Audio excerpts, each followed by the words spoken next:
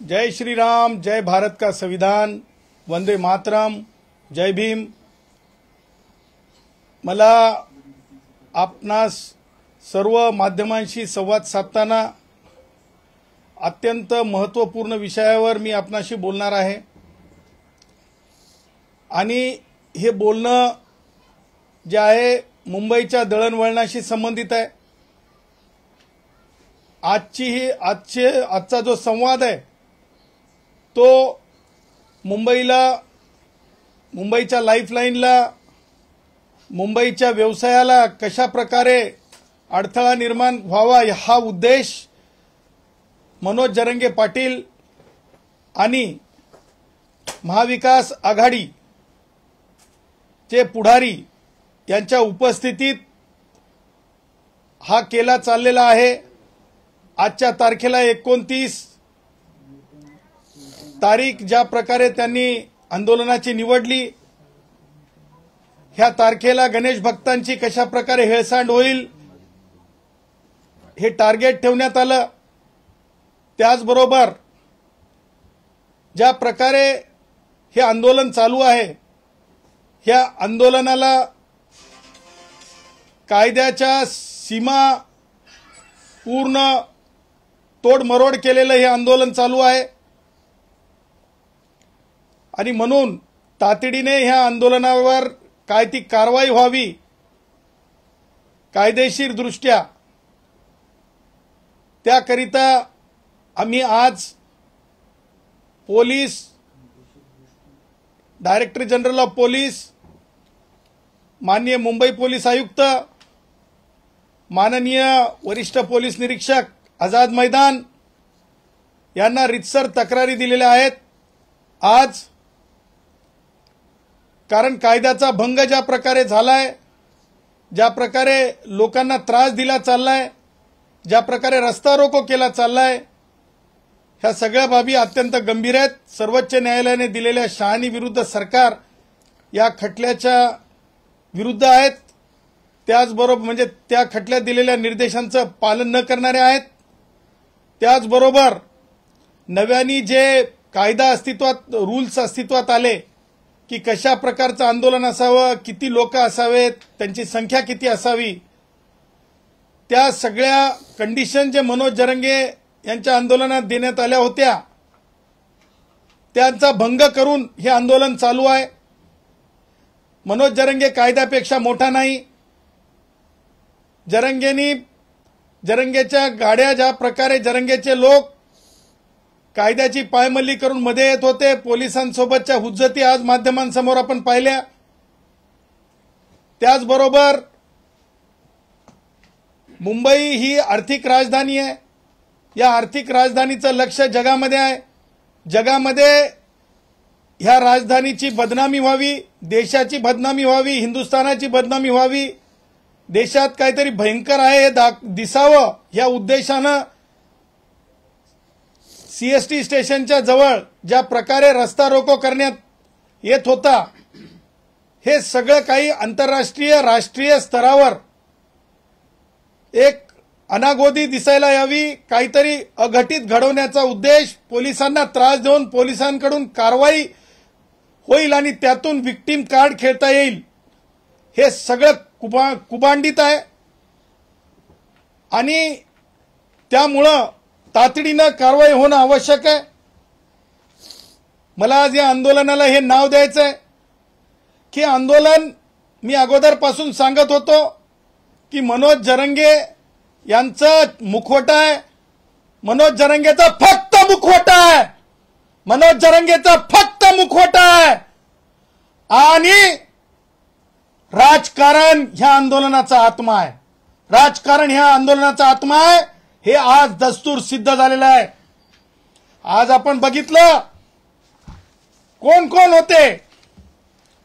उद्धव, मुंबईत लोक राहत नाहीत का? मुंबईतले लोक हिंदुस्थानी नागरिक नाहीत का? गणेश भक्त मुंबईतले रहिवासी नाहीयेत का? आणि उद्धव यांची मूकसंमती, उद्धव यांचं व्यक्त होणं, उद्धव यांचं स्वागतार्ह भाष्य हे लक्षात आणून देत आहे की उद्धवचं याच्यामध्ये किती इन्व्हॉल्वमेंट आहे। कारण उद्धवचे जे लोकप्रतिनिधी आहेत, संजय जाधव खासदार आहेत, हे त्या मंचकावर जातात, मग उद्धव अगोदर पाठिंबा नाही, पाठिंबा हो नाही, पाठिंबा हो नाही, हे काय नाटक होतं का? अर्थात शिवसेना उद्धव ठाकरे गटाचं सुद्धा हे आंदोलन आहे का? हे उद्धव ठाकरेमध्ये दम असेल तर उद्धव ठाकरेंना आता सत्य बोलावं, उद्धव ठाकरेमध्ये दम असेल तर उद्धव ठाकरेंना सत्य बोलावं। त्या पुढे जाऊन मला म्हणायचंय की ज्या प्रकारे राष्ट्रवादी काँग्रेसचे वयोवृद्ध पुढारी शरद पवार त्यांच्या गटाचे आपण ज्या प्रकारे आमदार तिथे येऊन काय सांगत होते, काय बोलत होते खासदार, कानात बोलतानाचा फोटो जर आपण त्या सन्माननीय खासदार या पदावर बसलेल्या व्यक्तीचा जरंगे कशा प्रकारे ओठापासून तुमच्या माध्यमांच्या माईक कशा दूर राहतील ऐकायला जाऊ नये, आणि ते सुद्धा कशा प्रकारे मोबाईल आडवा ठेवून बोलण्याचा प्रयत्न करत होते, मग ते खासदार बजरंग बाप्पा सोनवणे असोत, त्याचबरोबर बाप्पा काय नाव आहे, बजरंग बाप्पा का आप्पा, बजरंग बाप्पा सोनवणे असतील, त्याचबरोबर आमचा तो काय नाव क्षीरसागर, काय नाव ते क्षीरसागरचं, संदीप आमचा क्षीरसागर सन्माननीय आमदार आहेत, त्याचबरोबर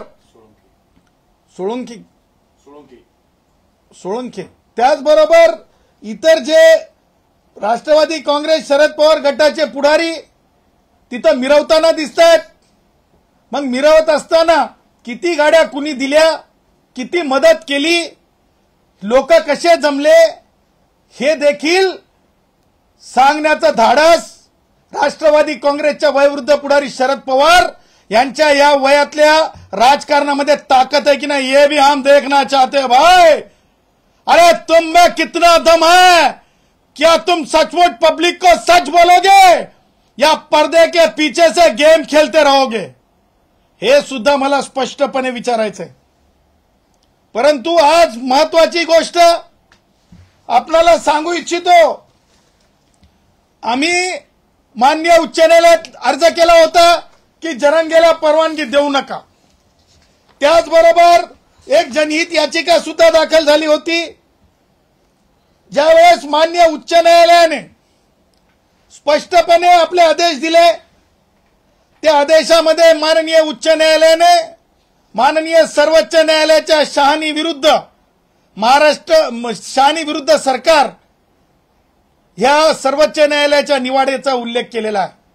त्याच्यात स्पष्ट आहे की गाड्यांची रोकथाम होऊ नये, त्याच्यात स्पष्ट आहे रस्ते रोको होऊ नयेत, त्याच्यात स्पष्ट आहे की कोणत्याही प्रकारचं दळणवळणाचं नुकसान होऊ नये, त्याच्यात स्पष्ट आहे की नुकसानाची भरपाई कोणाच्या खिशातून करावी, आणि जे इन्स्टिगेट करतात त्यांना कशा प्रकारे प्रतिबंध करावा, इव्हन अटकेपर्यंतच्या कशा प्रकारे कारवाई व्हावी, हे सुद्धा जे आहे त्या निकालावरून पोलिसांना अधिकार प्राप्त होतो।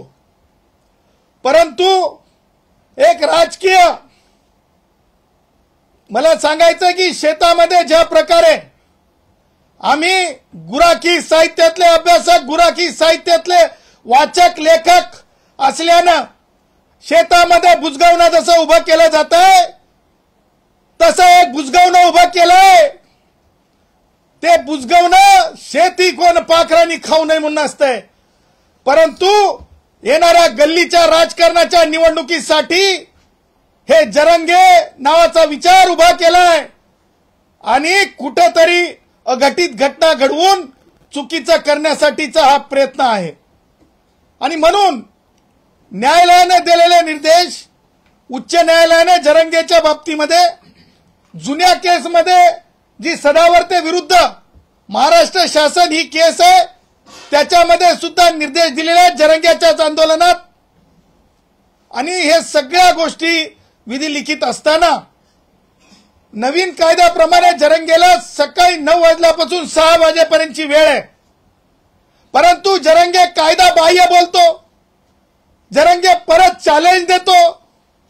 सरकारला चॅलेंज देणे का म्हणजे सरकारला, मुख्यमंत्र्यांना किंवा उपमुख्यमंत्र्यांना चॅलेंज नव्हे, कायद्याच्या विरुद्ध कायद्यालाच चॅलेंज देणे. हे कोण करू शकते? कायद्यालाच चॅलेंज. कायदाच नाही मानणार, कोर्टात कायद्याला चॅलेंज नाही, कायदाच मानणार नाही. हेकेखोरी. मला जरंगे सारख्या खालच्या शब्दात माजलेले शब्द म्हणायचं नाही, परंतु असंस्कृत वर्तन, त्याचबरोबर लोकांना वेठीस धरण्याची कृत्य, हे सगळ्या गोष्टी ज्या आहेत हे डेलिब्रेटली केल्या चाललेल्या आहेत. आणि म्हणून आम्ही म्हणत आहोत, आम्ही तक्रार केलेली आहे की जरंगेवर कशा प्रकारे कारवाई करावी. कारण आज टॅक्सीची मुवमेंट तिथे बंद आहे. बिहार, यूपी, झारखंड, छत्तीसगड सगळीकडला माझा कष्टकरी, त्याचबरोबर स्टेशनरी, आजचा वर्किंग डे, स्टेशनरीची दुकानांवर परिणाम आहे. त्याचबरोबर आमचे छोटे मोठे जे व्यावसायिक असतात, म्हणजे वेंडर्स, जे स्ट्रीट वेंडर्स, त्यांच्या आज पोटा पाण्याचा विषय झालेला आहे. त्याचबरोबर हॉटेल व्यावसायिक असतील, त्याचबरोबर इतर कामगार कष्टकरी असतील, ह्या सगळ्यांचं जे आहे आज त्यांच्या आपापल्या पद्धतीनं जीवन जगण्याचा जो मार्ग असतो, जो दोन पैसे कमवण्याचा जो मार्ग असतो, त्याच्यावर एक त्रास झालेला आहे. अनेक फ्लायओव्हर, फ्रीवे बंद आहेत, त्याचबरोबर रस्ते जाम करण्यात आलेत, 5,000ची मर्यादा ओलांडून टाकलेली आहे. आणि म्हणून मंत्रालयाच्या जवळ हुल्लडबाजी चालू आहे. अरे आंदोलन आहे की हुल्लडबाजी आहे? आंदोलन आहे की काहीतरी चुकीचं करून दाखवायचंय? आणि म्हणून मला असं म्हणायचं आहे की ताबडतोब आमच्या तक्रारीत आम्ही सांगितलेल्याप्रमाणे मनोज जरंगे यांच्या विरुद्ध एफआयआर दाखल करावा. बीएनएस कायद्याखाली, मुंबई पोलीस अधिनियम 1951 खाली. त्याचबरोबर ज्या प्रकारे मनोज जरंगे यांनी वारंवार उच्च न्यायालयाचं आणि पोलिसांनी घालून दिलेल्या जे काही कंडिशन्स आहेत त्याचं उल्लंघन केलेलं आहे. आणि कायद्याचं मोठं उल्लंघनच नाही तर कायदा मोडून तोडून काढलेला आहे, त्याच्यासाठी कारवाई व्हावी. त्याचबरोबर जे सपोर्टिंग लीडर आहेत, म्हणजे शहानी विरुद्ध सरकार, ह्याच्यामध्ये जे इन्स्टिगेटर असतात, जे सपोर्टिंग असतात, त्यांच्यावर कारवाई व्हावी. त्या उद्देशानं खासदार संजय जाधव, बजरंग बाप्पा सोनवणे, श्री उद्धव ठाकरे यांच्यावर सुद्धा ह्या abetment for unlawful assembly and for giving political, ज्या प्रकारे राजकीय हात देऊन हे सगळं इलिगल एजिटेशन्स करण्याचा प्रयत्न आहे. कारण रोडवरल्या एजिटेशनला परवानगी दिलेली नाही आहे. पंचम जी पानवटा हे आहे, जिथे आपण लोकांना पाण्याची पिण्याची व्यवस्था केलेली आहे फॅशन स्ट्रीटला, तिथे कोणत्याही प्रकारच्या एजिटेशनची परवानगी नाही आहे. त्याचबरोबर व्हीटी स्टेशनच्या बाहेर परवानगी नाही आहे. ह्या सगळ्या गोष्टींना कारणीभूत हे पुढारी आहेत. यांनी दिलेलं बळ आहे, यांनी दिलेली साधन सामुग्री, याची चौकशी झाली पाहिजे. आणि म्हणून आणि त्याचबरोबर जरंगे यांनी उच्च न्यायालयाच्या आदेशाचा भंग केलेला आहे, अंतरिम आदेशाचा भंग केलेला आहे. आणि त्याचबरोबर बीएनएसएस अंतर्गत आणि आयपीसी अंतर्गत, जुन्या कायद्याअंतर्गत देखील लालबागच्या राजाकडे जे लोक दर्शनाला जातात त्यांना त्रास व्हावा या उद्देशाने काही कुभांड केलेलं आहे. तेव्हा अशा लोकांना तातडीने कारवाई व्हावी, त्यांना थांबवावं. जे लोक त्रास देतात गणेश भक्तांना, आणि तातडीने यांना अटक करावं, यांना उठवावं. 6 वाजल्याच्या नंतर यांना एकही मिनिट तिथं बसू देऊ नये. म्हणून आम्ही तक्रारी दाखल केल्यात. आझाद मैदानच्या वरिष्ठ पोलीस निरीक्षकांना मी स्वतः फोन केला पोलीस स्टेशनला. मला सांगण्यात आलं सन्माननीय हवालदारांनी की साहेब, फॅशन स्ट्रीटला पंचम पानवटा आहे, जिथं पाणी पिण्याचं ठिकाण आहे, तिथं लोक हुल्लडबाजी किंवा रस्ता रोको करतात, त्यांना तिथून बाजूला हटवायला गेलेले आहेत. अर्थात पोलीस मशिनरीवर जाणून बुजून एक ताण निर्माण करण्यात आलेला आहे. हे कारवाया व्हाव्यात. त्या पुढे जाऊन अत्यंत गंभीरपणे मला नमूद करायचं आहे, जरंगेचं आंदोलन असंविधानिक म्हणताना मला तुम्हाला सांगायचे काही महत्त्वाच्या गोष्टी. अशा प्रकारचे अनिष्ट आंदोलन आणि अशा प्रकारचे चुकीच्या असंविधानिक मागण्यांच्या आंदोलनाचा सगळ्यांनी सर्व स्तरात निषेध केला पाहिजे. त्याचं कारण तुम्ही लक्षात घ्या की ह्यापूर्वी देखील संविधानावर घाला आणण्याचा जरंगे सारख्या लोकांनी प्रयत्न केला होता. अॅट्रॉसिटीचा कायदा रद्द करा म्हणून मोर्चे निघालेले होते, आपण सगळ्यांनी बघितले. अॅट्रॉसिटीचा कायदा रद्द करा म्हणून मोर्चे निघाले होते, आपण हे सगळ्यांनी बघितलेत. अॅट्रॉसिटीचा कायदा सुद्धा भारतीय संविधानातून निर्माण झालेला आहे आणि आरक्षणाचा कायदा सुद्धा भारतीय संविधानातून निर्माण झालेला आहे. आणि म्हणून मागासलेपणामध्ये माझे मराठा भाऊ ओबीसी म्हणून येऊ शकत नाहीत, हे सर्वोच्च न्यायालयाने जयश्री पाटील विरुद्ध मुख्यमंत्री महाराष्ट्र शासन ह्या केसमध्ये सांगितलेलं आहे. म्हणून हे संविधानालाच तोडमोड करण्यासाठीचं आंदोलन आहे. संविधानालाच म्हणजे एका प्रकारे कुठे ना कुठे डॅमेज करणारे आंदोलन आहे. हे आंदोलनात जे कोणी सहभागी होत आहेत ते संविधान विरोधी आहेत. संविधानाच्या विरोधात जे कोणी सामील होत असेल आणि अशा प्रकारे हिंसक जुनाच जरंगेचा इतिहास आहे, त्याच इतिहासाची पुनरावृत्ती आहे की लोकांना थांबवणे, वेटीस धरणे, लोकांच्या रोजीरोटीपासून थांबवणे हे सुद्धा हिंसक आणि क्रूर कृत्यामध्येच मोडत आहे. तेव्हा ह्या अशा संविधानाला तोडमोड करणाऱ्या संविधानाच्या विरोधातल्या ह्या आंदोलनाला आपण असंविधानिक कृत्य करणारं आंदोलन, संविधान विरोधी आंदोलन, देशहिताविरोधी आंदोलन, देशाच्या राष्ट्रीय एकात्मतेच्या विरोधातलं आंदोलन आणि म्हणून यांना तातडीने अटक करणं हे अत्यंत आवश्यक आहे अशी मागणी देखील मी करतो. आणि मी हे बोलत असताना मी कायदेशीर आणि पुराव्यानिशी बोलत आहे हे मी तुम्हाला डंके की चोट पे आपल्या माध्यमातून पोलीस अधिकाऱ्यांना सांगत आहे. त्याचबरोबर जरंगेंना सांगत आहे की जरंगे वेळ संपली 6 वाजताची आणि सगळ्यांना जो न्याय आहे, मग तो पारधी भावांना जर न्याय असेल आझाद मैदानात वेळेवर उठायचं आणि वेळेवरच आंदोलनाला बसायचं, तर जरंगे काय वेगळा आहे का? जरंगे काय कोणी लागून गेलाय का? मग ते खासदार भेटायला येतात म्हणून विशेष व्यवस्था भारतीय संविधानामध्ये नाही. एसटीतल्या कष्टकऱ्यांना जर तिथं बसू दिलं नव्हतं, 124 प्रेत झाल्याच्या नंतर उद्धव मुख्यमंत्री होते, उद्धव तो दिवस आठवायचा कशा प्रकारे एसटीतले कष्टकरी जेलमध्ये डांबले होते बसता येत नाही म्हणून. आणि म्हणून जर एसटीतल्या कष्टकऱ्यांना जर जेलमध्ये डांबलं जात असेल एका आरोप करून, हे तर सत्य आहे की कुठे कुठे रस्ता रोको केले आहेत, हे तर सत्य आहे की कशा प्रकारे मुंबईला वेटीस धरण्याचा प्रयत्न जरंगे करत आहे. तेव्हा कायदा वेगळा नाही, माझ्या पारधी भावांच्या आंदोलनाला तोच न्याय असला पाहिजे जे जरंग्याला आहे, तोच न्याय असला पाहिजे. भटक्या विमुक्तांना जो जरंग्याला आहे तोच न्याय असला पाहिजे. जो कोणी अनुसूचित जाती जमातीचा विद्यार्थी असतील त्यांच्यासाठी सुद्धा जरंग्याला विशेष ट्रीटमेंटची गरज नाही. आमचे पोलीस भरतीचे विद्यार्थी सुद्धा तिथं बसलेले आहेत. त्यांच्या टेंटचं काय झालं? मला काल त्या विद्यार्थ्यांनी फोन केला, सर आम्हाला न्याय मिळत नाही, जरंगे म्हणतो न्याय घेतल्याशिवाय जात नाही, आम्ही इथे उपाशी बसलोत.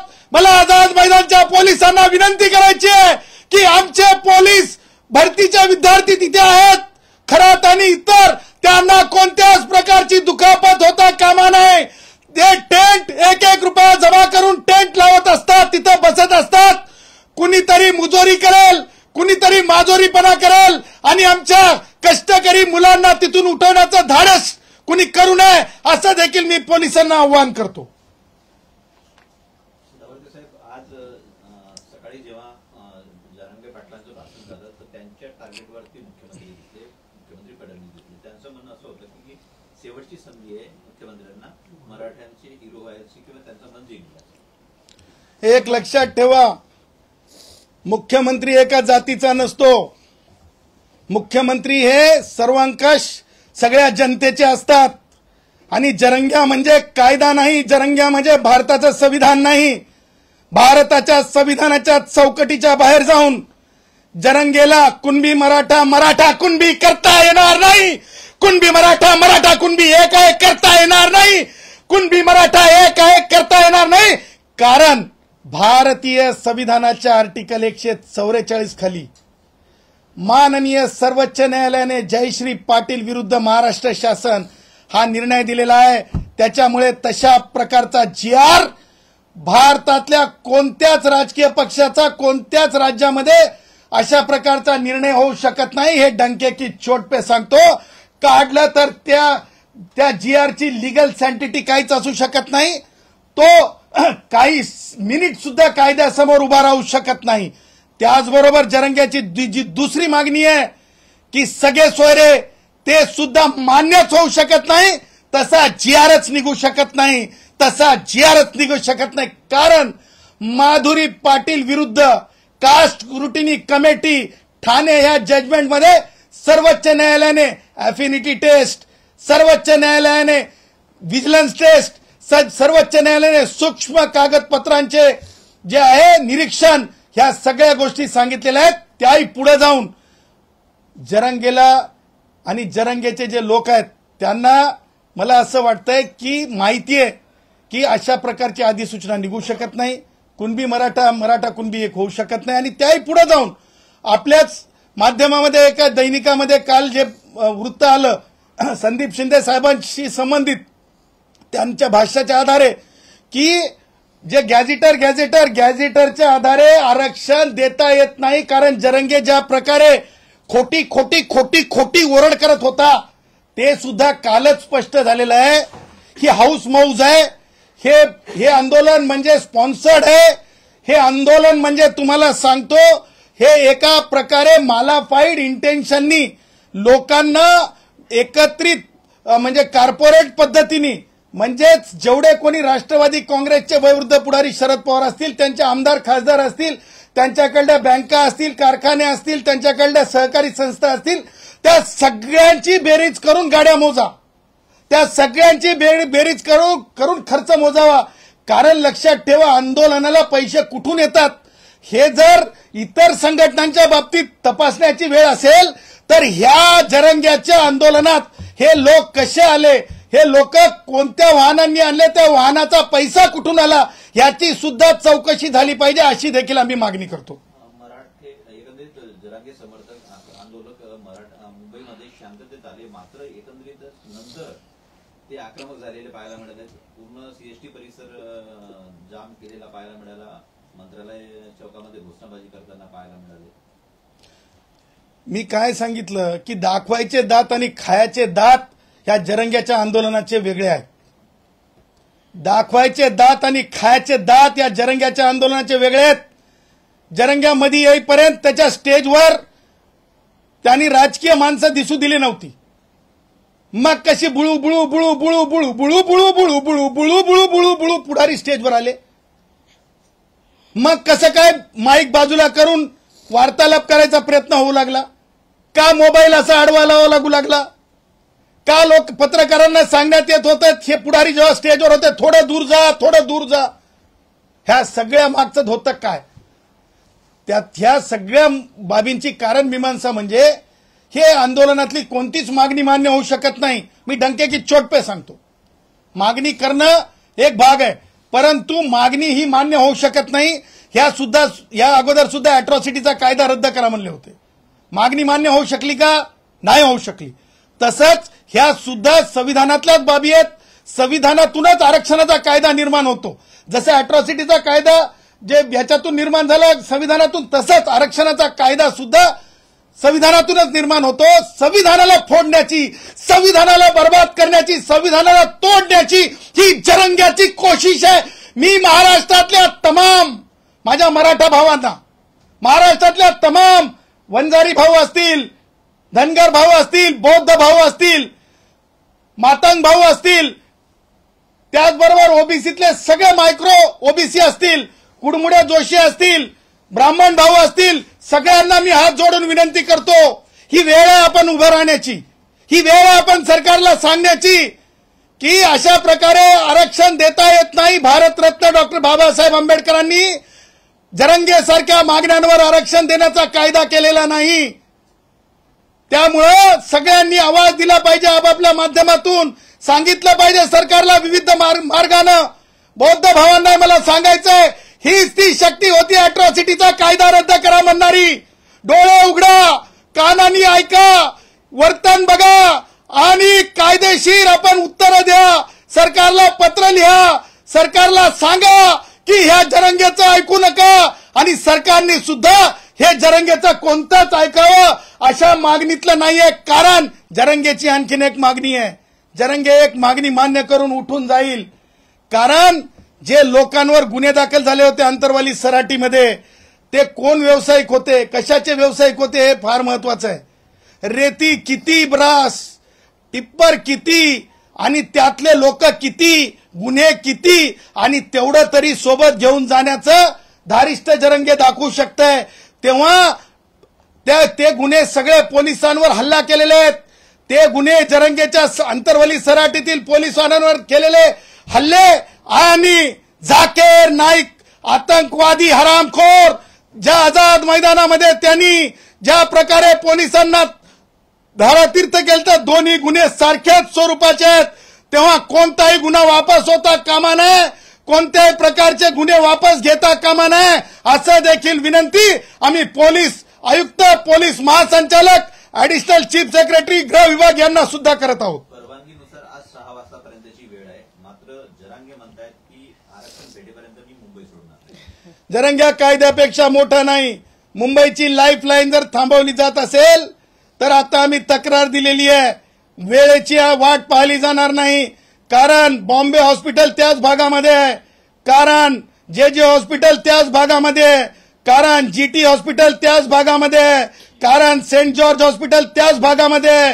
अँब्युलन्स ची जी हे असते हे जा, त्याचबरोबर अति महत्वाचे व्यक्ती एम्बॅसीज आहेत, जॅपनीज एम्बॅसी आहे त्याच भागामध्ये इतर देशाचे एम्बॅसीज आहेत, ह्या सगळ्या त्याच भागामध्ये माननीय उच्च न्यायालय आहे, त्याच भागामध्ये सन्माननीय मॅजिस्ट्रेट कोर्ट आहे, त्याच भागामध्ये स्मॉल कॉजेस कोर्ट आहे, त्याच भागामध्ये मानव अधिकार आयोग आहे, त्याच भागामध्ये लोकसेवा आयोग आहे, त्याच भागामध्ये वरिष्ठ आणि महत्वाची कार्यालय आहेत, रिझर्व्ह बँक ऑफ इंडिया आहे, त्याच भागामध्ये तुम्हाला सांगतो नेव्ही, त्याच भागामध्ये ज्या प्रकारे म्हणजे मिलिटरीचे ऑफिसेस आहेत, तेव्हा आणि सर्व अधिक आस्थापना, जागतिक आस्थापना म्हणजेच नेव्हीशी संबंधित आस्थापना, बिझनेसच्या संबंधित आस्थापना, त्याचबरोबर वेगवेगळ्या याच्या कंपनीज, एरोप्लेन कंपनीज त्यांची ऑफिसेस आहेत, आंतरराष्ट्रीय समुदाय आहे तिथे आणि हे सगळं ठरवून केलं जात आहे। तेव्हा हे तातडीनं हे सगळं जो काही चालवलेला म्हणजे बालिशपणा नाहीये, हे ठरवून जे लोकांना वेटीस धरण्याचा कार्यक्रम आहे हे तातडीनं थांबला पाहिजे।